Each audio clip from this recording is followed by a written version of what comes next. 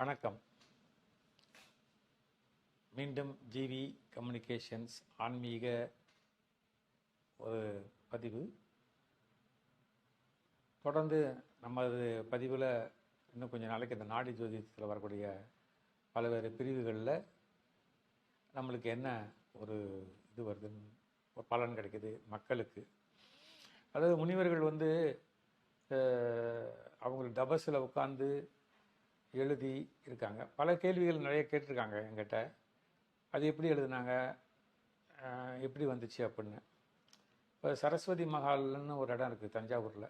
அங்கே போய் பார்த்தீங்கன்னா பல விதமான ஓலைச்சுவடிகள் அப்படியே பாதுகாத்து ரொம்ப கஷ்டப்பட்டு பாதுகாத்து வச்சுருக்காங்க.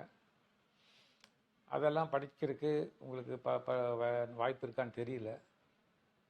ஒரு முனிவர் எழுதுனதை காப்பி பண்ணி தான் இன்னொரு முனிவர் எழுதுவாங்க. அவங்களுக்கு சீடர்களோட வேலை அது.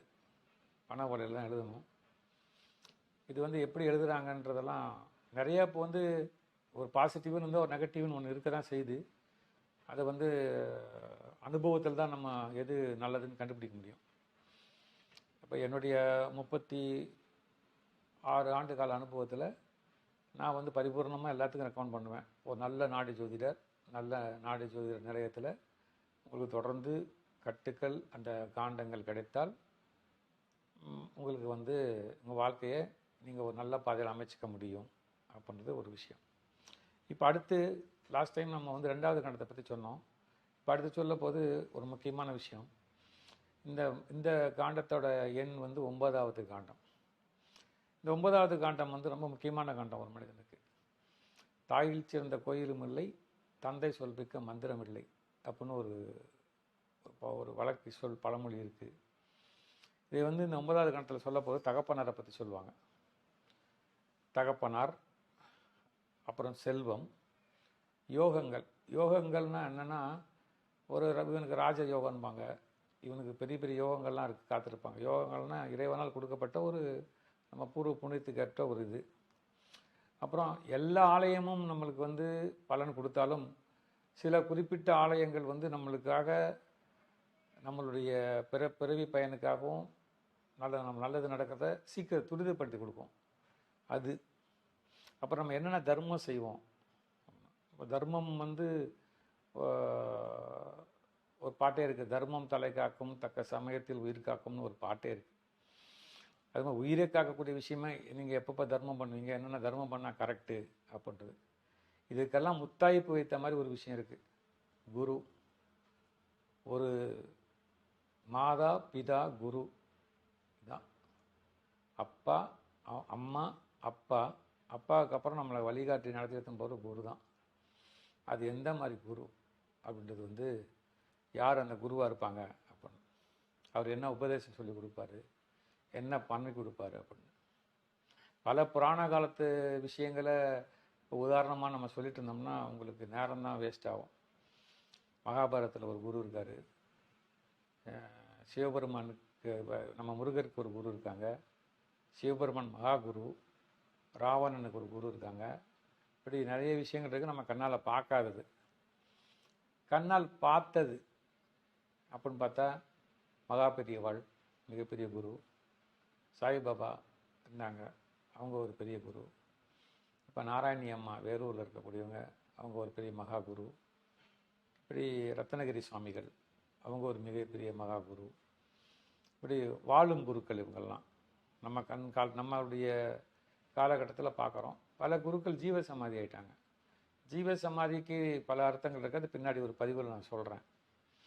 இப்போது திருப்பியும் ஒரு உதாரணம் கேட்பீங்க, நீங்கள் கண்டிப்பாக கேட்பீங்க, இது என்ன சார் ஏதாவது உதாரணம் சொன்னாலும் நான் நம்புவேன்பீங்க. இந்த 9வது காண்டத்துக்கு நான் என்னையே உதாரணமாக எடுத்துக்கிறேன். ஏன்னு கேட்டால், நான் போய் திருவண்ணாமலையில் பார்ப்பேன், விசிறி சாமியார் இருப்பார். அவர்கிட்ட பார்த்து அவர் மை லார்ட் பிளஸஸ் யூன்னு சொல்லுவார். அவர் சிகரெட் பிடிச்சிட்டே இருப்பார். ஒன்று அதுக்கு மேலே எதுவும் பேச மாட்டார். அப்புறம் கட் பண்ணி வந்தால் ஒரு ஞானதேசிகர்னு சேலத்தில் இருந்தாங்க. அவரும் ஒரு பெரிய மகாகுரு. அவரை பற்றி அகத்தியர் எழுதியிருக்காரு. அவர்கிட்ட போய் கேட்டால் அவர் சில விஷயங்கள் சொல்லுவார், அந்த நேரத்தில் புரியாது. அப்புறம் ஒரு நாள் ரொம்ப கஷ்டப்பட்டு ஒரு ஒரு மதிய வேலையில் யோசிச்சுட்டு இருக்கும்போது ஒரு பிரசன்ன காண்டம்னு ஒரு காண்டம் இருக்குது. எந்த கேள்விகள் வேணாலும் கேட்கலாம். நீங்கள் அதை நாடியில் ஓரளவு எல்லா காண்டங்களையும் பார்த்து முடித்த பிறகு, எல்லா பதிவுகளையும் பார்த்து முடித்த பிறகு பிரசன்ன காண்டம் கேட்கும்போது நான் எடுத்து ஒரு கேள்வி போட்டேன். இந்த மாதிரி டைமெல்லாம் எழுதி போட்டு, எனக்கு என் கூட பேசணும், என் கூட இன்ட்ராக்ட் பண்ணணும், என்னை கையை பிடிச்சிட்டு எடுத்துகிட்டு போய் எனக்கு சில ஆன்மீக விஷயங்கள்லாம் சொல்லிக் கொடுக்கணும்னு சொல்லி ஒரு பதிவு போட்டேன். கேள்வி போட்டேன். அப்போ அந்த நாடி ஜோசியர் என்கிட்ட ஃபோன் பண்ணி கேட்டார், என்ன சார் திடீர்னு இந்த மாதிரிலாம் கேள்வியெல்லாம் கேட்குறேன், என்ன விஷயம்னு கேட்டார். கிடைக்குதா பாருங்கள் சாமி, இல்லைன்னா விட்டுடலாம் அப்படின்னு. அது ஒரு புதன்கிழமை. அன்றைக்கு மறுநாள் எனக்கு ஃபோன் வந்துச்சு, உங்கள் கிடச்சிருக்கு, இது படிக்கிறேன் கேளுங்க அப்படின்னு வந்துச்சு. அப்போ நான் வந்து வேலூர் என்ற ஊரில் பணியாற்றிட்டு இருந்தேன். அந்த பணியாற்றிட்டு இருக்கும்போது அதில் வந்துச்சு, நீ பணிபுரியும் எல்லையில் இன்று அரியூர் என்று சொல்லப்படும் இடத்தில் பின்னர் அது ஒரு ஸ்ரீபுரமாக அழைக்கப்படும். அந்த இடத்துல நாராயணி என்ற கடவுளை சுயமாக இது பண்ணி கும்பிட்டு தினத்தும் பூஜை செய்து வரும் சத்தீஷ் என்கின்ற இந்த சக்தி அம்மா என்று அழைக்கப்படுவது தான் அவனோட குரு. நீ போய் அவரை வந்து ஒரு வியாழக்கிழமை திருவண்ணாமலையில் போய் ரமண மகரிஷி அவர்கள் தியானம் பண்ண இடத்துல உட்காந்து தியானம் பண்ணிவிட்டு நீ வந்தேன்னா உன்னை அவர் ஏற்றுப்பார், குருவை சிஷியனை ஏற்றுப்பாருன்னு வந்துச்சு. To be very frank with you all, நான் ஒரு நிமிஷம் கூட நம்பலை. சரி பரவாயில்ல, அதை நம்ம ஃபாலோ பண்ணுவோம் அப்படின்னு சொல்லிட்டு வேலூருக்கு டு திருவண்ணாமலை ஒன்றும் பெரிய ரொம்ப தூரம் இல்லை, கார் எடுத்துகிட்டு போனேன். போயிட்டு அந்த ரமண மகரிஷியோடைய அந்த இது அம்மா அவர் எங்கே உட்காந்து தியானம் பண்ணுவார்னு கேட்டு பண்ணிவிட்டு திருப்பி வரும்போது ஒரு நைட்டு ஒரு 9 மணி இருக்கும். இந்த நாராயணி பீடம் போனால் அம்மா அப்போ தான் பூஜை பண்ணிட்டு இருந்தாங்க. பூஜை முடிஞ்சிட்டு அந்த க்யூவில் போய் தீர்த்தம் வாங்கும்போது கிட்ட போனால் அம்மா கேட்ட கேள்வி என்னை அப்படி தூக்கி வாரி போட்டுச்சு. என்ன சொல்லிச்சு, நாடி தோஜனம்னு சொன்னாங்க. நான் ஒன்றும் சொல்ல, கண்ணில் தண்ணி தான் வந்துச்சு எனக்கு. அப்படியே அமைதியாக ஓரமாக நின்னேன். அப்போ அம்மா தன்னோட பூஜைகள்லாம் முடிச்சுட்டு அந்த பேப்பரை வாங்கி பார்த்தாங்க. பார்த்து படிச்சுட்டு வெரி குட் அப்படின்னு சொல்லிட்டு அதுக்கப்புறம் அம்மாவோட கிட்டத்தட்ட நாராயணி அம்மா. ஏன்னா அதில் இந்த அடையாளம் நீங்கள் ரொம்ப முக்கியமாக கண்டுபிடிக்கணும். அவங்களோட இயற்பெயர் சதீஷ்ன்றது யாருக்குமே தெரியாது.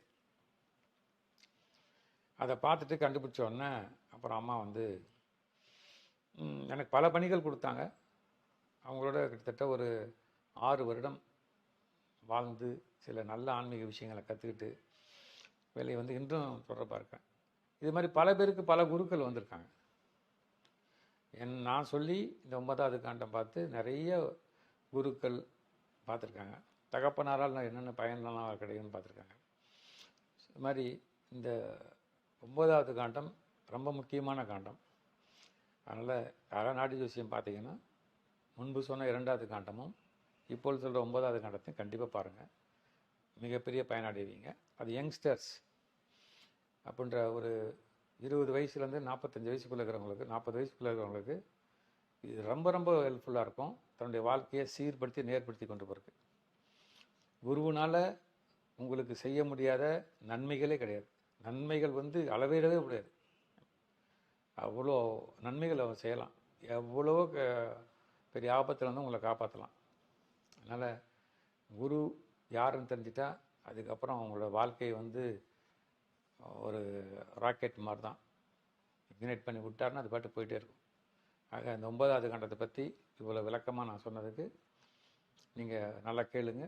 கேட்டு ஏதாவது உங்களுக்கு சந்தேகம் இருந்தால் கேட்டு கேளுங்க. கமெண்ட்ஸில் நான் பதில் சொல்கிறேன். தேங்க்யூ, நன்றி, வணக்கம்.